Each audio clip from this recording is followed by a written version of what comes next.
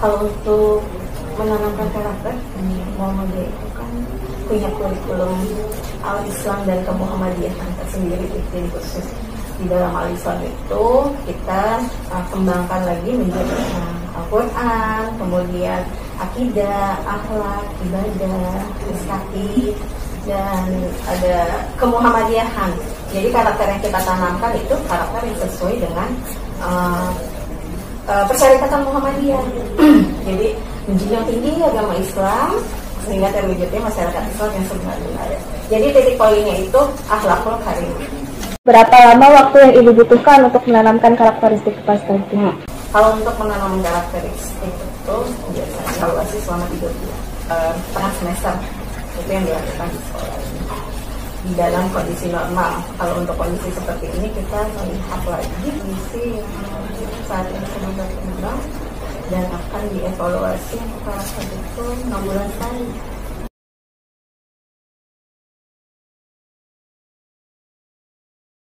Sesuai visi ya, sesuai visi misi.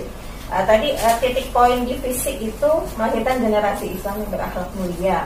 Dan di dalam pembelajaran itu kita sudah mempunyai kurikulum Al-Islam dan Kemuhammadiyahan. Kemudian di dalam penanaman akhlak itu setiap guru, setiap pembelajaran itu memasukkan unsur-unsur karakteristik, menanamkan karakteristik yang berakhlak mulia. Kemudian di dalam ekskulnya juga pengembangan diri itu dikembangkan juga. Kita mempunyai ekskul seperti tahfiz, kemudian Al-Quran dan bahasa Arab, dan itu akan mewujudkan isi yang ada di sekolah ini. Struktur organisasi di sekolah ini bagaimana Ibu? Struktur organisasi seperti biasa, ada kepala sekolah, kemudian ada komite sekolah. Komite sekolah itu kita pilih dari perwakilan orang tua murid, dari pemilihan ya, dari pemilihan. Kemudian ada bendahara dan wakil-wakil yang ada. Wakil di sini kepala sekolah ada 3. Yang pertama wakil kurikulum, wakil kesiswaan, dan wakil sarana dan prasarana. Dan di bawah itu ada BP. Setelah BP ada guru-guru yang bersangkutan. Bagaimana tata tertib di sekolah ini?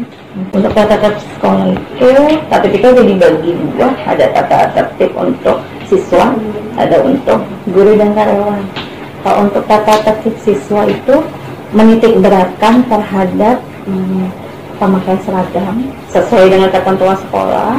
Kemudian bagaimana caranya masuk sekolah jam berapa, kemudian pulang jam berapa, dan ada larangan-larangan yang ditentukan oleh sekolah seperti tidak boleh membawa benda-benda yang terlarang ya. Kemudian tidak boleh tawuran, tidak boleh merusak properti sekolah. Kemudian kalau untuk yang terlambat kita melakukan pembiasaan, biasanya ada tagihan hafalan surat dan lain-lain. Dalam kegiatan upacara bendera, siapa yang menjadi pembina upacara tersebut, Bu? Apakah bergilir atau lain sebagainya? Ya, kalau untuk upacara, karena kita di lingkungan ini ada 6 lembaga sekolah, jadi 1 bulan itu kita pembagian jadwal 1 kali upacara di minggu pertama. Dan untuk pembinanya itu biasanya kepala sekolah dan wakilnya saja, wakil kepala sekolah. Bagaimana menyusun tugas upacara bendera setiap tahun? Kalau untuk jadwal petugas upacara itu kita serahkan ke Ikatan Pelajar Muhammadiyah. Ya, jadi mereka yang membuat jadwal. Selanjutnya, kapan saja pihak sekolah mengadakan agenda rapat? Kalau rapat itu 1 semester itu kita adakan 2 kali. Jadi di awal semester dan di akhir semester untuk evaluasi. Untuk Dewan Guru ya. Kalau untuk rapat staf itu biasanya 1 bulan sekali kita evaluasi. Kalau dalam rapat itu apa saja sih Bu yang dibahas? Kalau rapat dengan Dewan Guru itu ya membahas tentang perkembangan anak didik, kemudian program-program apa aja yang membangkitkan prestasi anak, kemudian keluhan-keluhan siswa selama belajar itu seperti apa. Begitu aja. Sama program-program lanjutan sekolah yang dibahas. Pembiasaan yang telah dilaksanakan di sekolah itu dalam harian, mingguan, atau Kalau pembiasaan itu kita harian. Yang pertama itu sebelum HBM berjalan di jam 7.00 itu kita adakan tadarus 14, kemudian jam 10 itu kita adakan sholat duha. Itu pembiasaan untuk membentuk karakter Islami. Itu harian.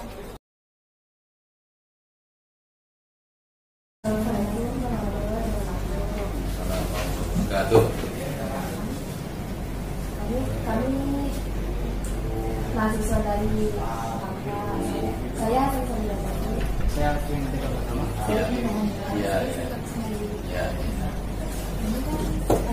sesepat dari di sini ada mata kuliah PRT yang tujuannya untuk mengetahui kayak seluk-beluk di sekolah ini. Berapa kegiatan ekstrakurikuler di sekolah ini? Yang pertama yang wajib misalnya tahfiz, ya, Quran.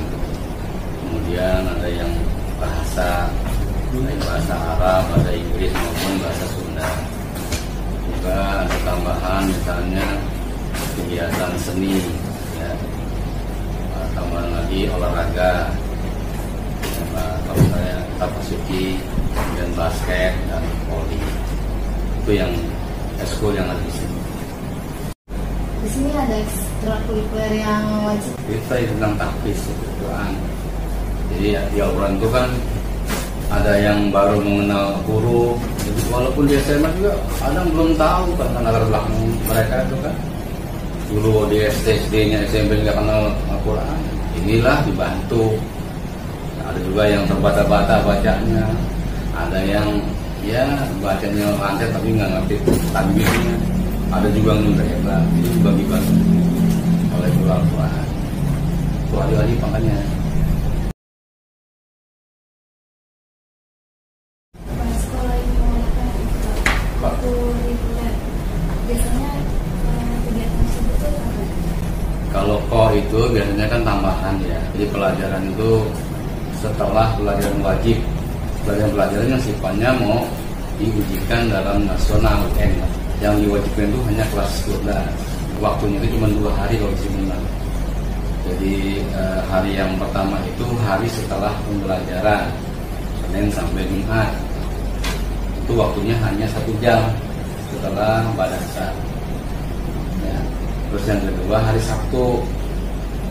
Sabtu bisa 3 pelajaran. Jadi itu anak jadi masuk ke kurikuler itu pelajaran tambahan-tambahan itu.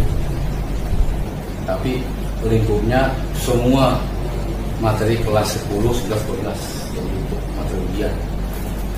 Jadi dulu itu harus menguasai materi dari itu supaya nanti anak itu dibekali persiapan ujian nasional. Selanjutnya kegiatan kurikuler. Nah, apakah kegiatan belajar selalu di dalam kelas atau berada di luar kelas? Oh, kalau kurikuler itu ya wajib. Di mana-mana tuh ada 2 sekarang itu. Bahkan lebih variasinya seharusnya bisa 3. Mesin 2 lah paling misalnya di kelas. Kemudian yang di luar tuh ada misalnya pelajaran fisika kimia, lab ya, lab. Kemudian yang olahraga di lapangan, bisa lapangan basket, voli ataupun renang misalnya, dan lain sebagainya. Bahkan ada juga yang sifatnya al-Islam tuh di masjid, bagaimana praktek ibadah yang benar.